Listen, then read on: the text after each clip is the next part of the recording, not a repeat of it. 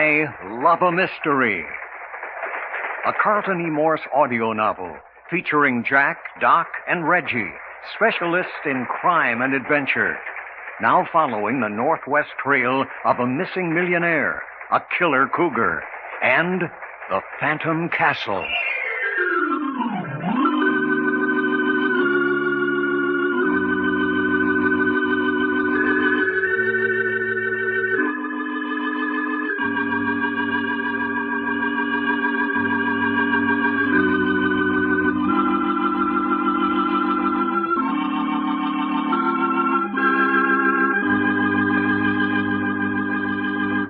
This is Fred Foy introducing Jim Harmon's presentation of Les Tremaine and Tony Clay in an original Carlton Morse thriller, The Fear That Creeps Like a Cat.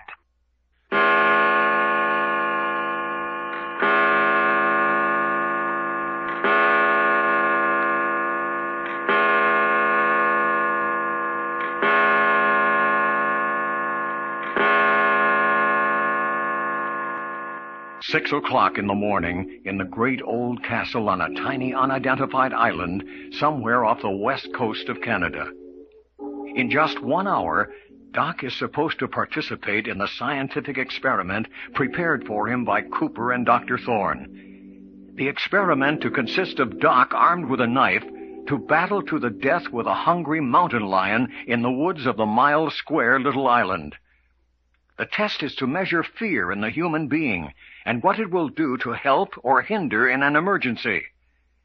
Can Doc's fear make him strong and desperate enough to overcome such overpowering odds?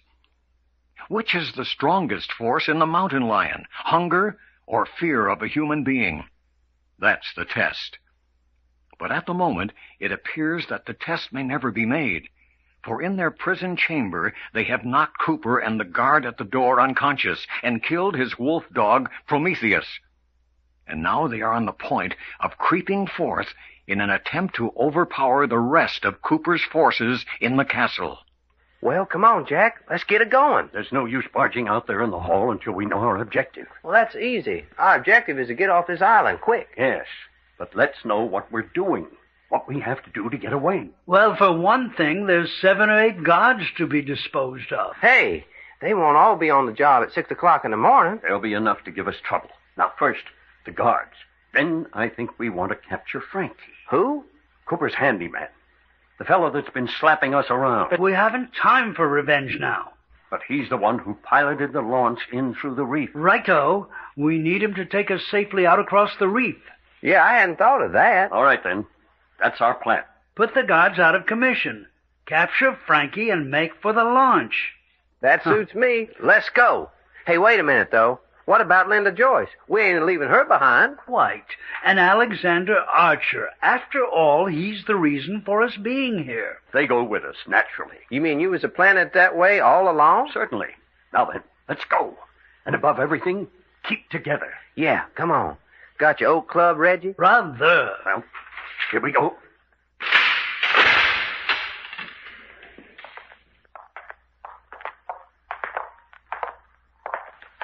Here. Wait a minute. We're making too much noise. Take off your shoes, tie the strings together, and sling them around your neck. Yeah, okay. Only I hope somebody don't go and step on my toes. Man, do I hate having my toes stepped on. All right. What about it? I'm all set. Righto. Then let's go. Keep your eyes open. Did you ever see a gloomier place than this at 6 o'clock in the morning? Half light of dawn. Bit on the dark and dreary side. Keep it to yourself. Quite. Seen anything of anybody yet? No. Neither have I. This here takes us down them wide marble steps to the main floor, don't it? Doc, will you keep quiet? Sure, why not? Darn these stone floors. My feet are getting cold. What you need is a gag. Now then, we're going downstairs. Doesn't seem to be anyone up here. Hey, Jack, let's put our shoes back on. I fight a lot better with my shoes on. Might as well. They won't make any more noise than your mouth. Of course not. Huh? What'd you say? Quiet. Come on, Reggie. Put your shoes back on. But we'll make such a bally lot of noise. Doesn't seem to matter. Apparently, the only guard on duty was the one we got in front of our door. If that's the way it is, then all we got to do is find Frankie and Linda and Archer. Sure, that's all. Well, it is. Do you know where to start looking for any one of the three? Huh? No, but... Well, come on downstairs and see what we can do about clearing the coast for a quick getaway. You see, we ain't making so much off of no... Jack, Doc, wait. What's the matter, Reggie? Look, down there in the shadow.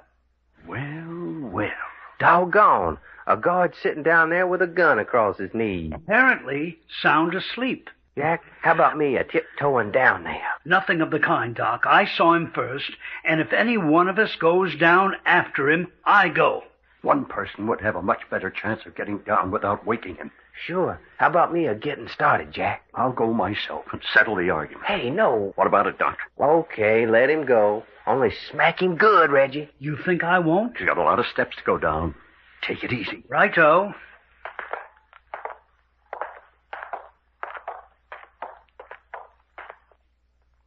Now then, you bloody blighter, stand up. What's that? I said stand up. Yeah. Quite. I don't like bashing a sleeping man. But I don't in the least mind tapping a man on his feet. Reggie, look out! What's the matter, Jack? Get back upstairs here! Get back upstairs! Stop where you are, or I'll shoot. I say. Reggie, are you shot? I slipped and fell. I'm all right. Good boy, Reggie. Good boy, fella. Who shot at me? Our friend, Dr. Thorne. Yeah, darn his hide.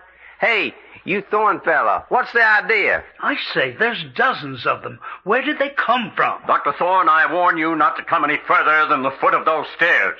Shall we go up and get them, Doctor? How are you, Frankie, old kid? Now, Frank, I want to talk to them first. How did you men get out of your rooms? By knocking out Cooper and the guard. You mean Cooper entered your room without his wolf dog? Shuckins, we took care of him, too. He's about the deadest wolf dog you ever seen. Oh, there's no use you men making all this trouble. You haven't got a chance of getting away. Reggie. Packard, did you hear what I said? Give us a minute, will you? We're talking it over. Go ahead, but hurry up. What about the furniture, Jack?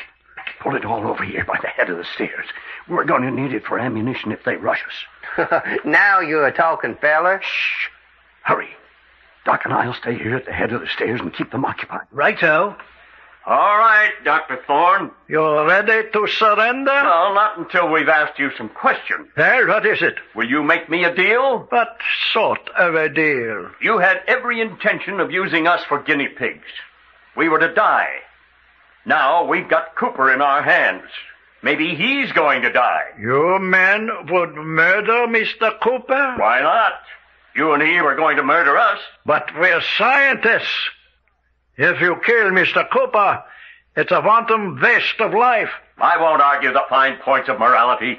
Death won't embarrass Cooper any more than it will us. Now then, if we save Cooper's life, what can you guarantee us? I don't intend to guarantee you anything. I've got 9 men here who can overpower you before you can touch Cooper. All I'm doing is giving you a chance to surrender before you get hurt. How's Reggie coming?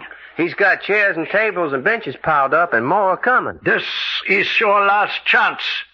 What are you going to do? I'm afraid you'll just have to come and get us, Dr. Thorne. Give me your gun, Dr. Thorne. Under no circumstances are these men to be shot, Frank.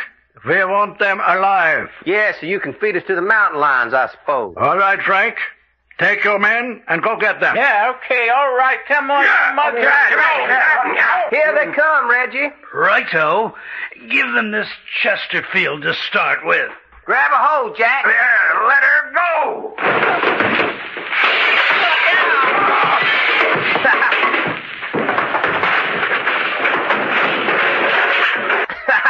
Doggone. We sure busted up to charge of the light brigade that time. Righto. Woo-wee, looky at 'em.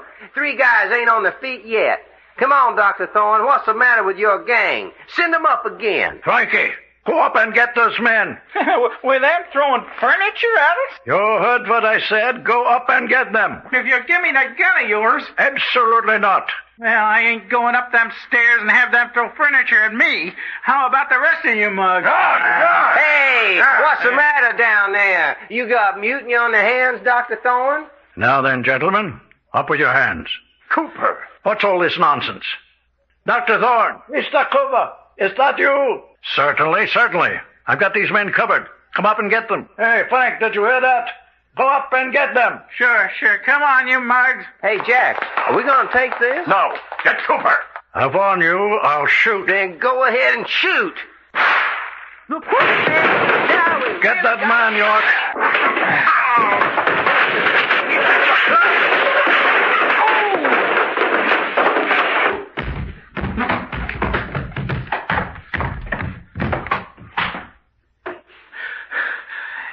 Well, Mr. Cooper, that's all of them. You shouldn't have let Mr. York roll down those stairs like that. He's unconscious. How about Packard and Mr. Long, Dr. Thorne? No, both unconscious but not badly hurt. Packard's got a cut on the head that will need 3 or 4 stitches. Take care of it. I want these men kept in good health. Frank, you and one of the men go down and bring Mr. York's body up here. Sure. Come on, you mugs. The rest of you men, go back to your posts. Yes, 3 fine fighting men here, Dr. Thorne. Different than any specimens we've ever had before.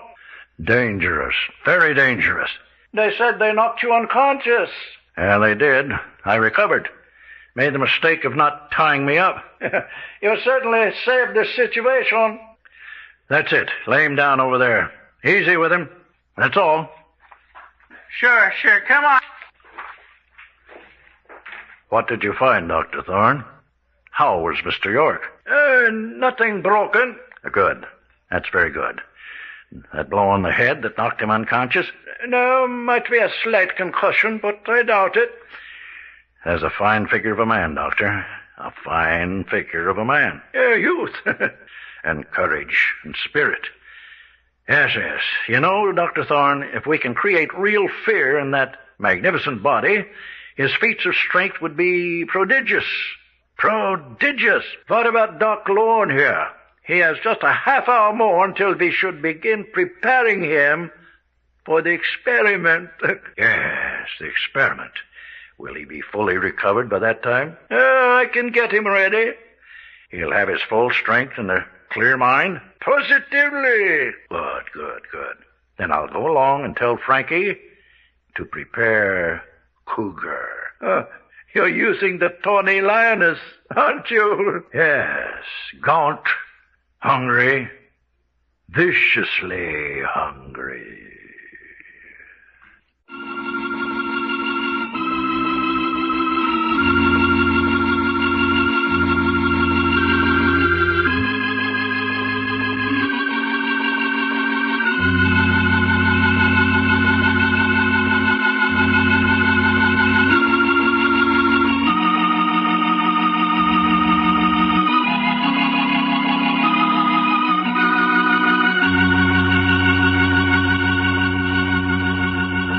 The adventures of Jack, Doc, and Reggie have come to you in I Love a Mystery. Created and written by Carlton E. Morse. Scripts copyrighted by Morse Co. Incorporated. Produced and directed by story editor Jim Harmon. Featuring Les Tremaine as Jack Packard and Tony Clay as Doc Long. Others in the cast included Jim Harmon as Frankie, Jack Lester as the rustic Mr. Cooper, Art Hearn as Captain Frenchie, Corey Seaton as Laura, and Barbara Gratz as Mrs. McGinnis. Consultants, Frank Brzee and David Lloyd. Your announcer, Fred Foy. This presentation has come from Hollywood.